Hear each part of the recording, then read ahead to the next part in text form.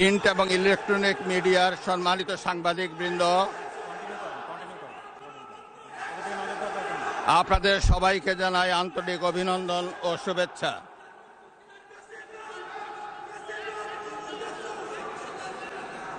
জনাব স্পিকার,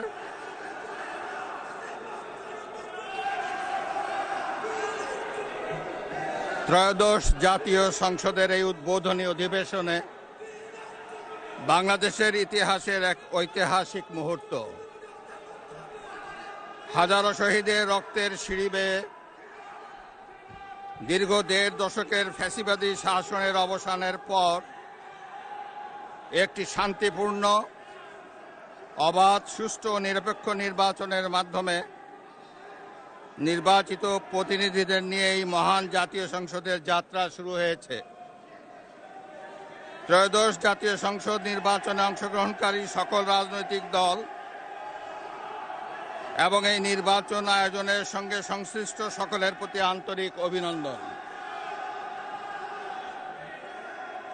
অবাধ, সুষ্ঠু ও নিরপেক্ষ নির্বাচন আয়োজনের জন্য নির্বাচন কমিশন, মাঠ প্রশাসন, আইন শৃঙ্খলা রক্ষাকারী বাহিনী সহ প্রজাতন্ত্রের কর্মচারীদের নিরলস পরিশ্রম এবং নির্বাচনে অংশগ্রহণকারী সকল রাজনৈতিক দল ও ব্যক্তি, আন্তরিক উদ্যোগ এবং সাধারণ জনগণের স্বতঃস্ফূর্ত অংশগ্রহণ গণতন্ত্রের ইতিহাসে একটি উজ্জ্বল দৃষ্টান্ত হয়ে থাকবে।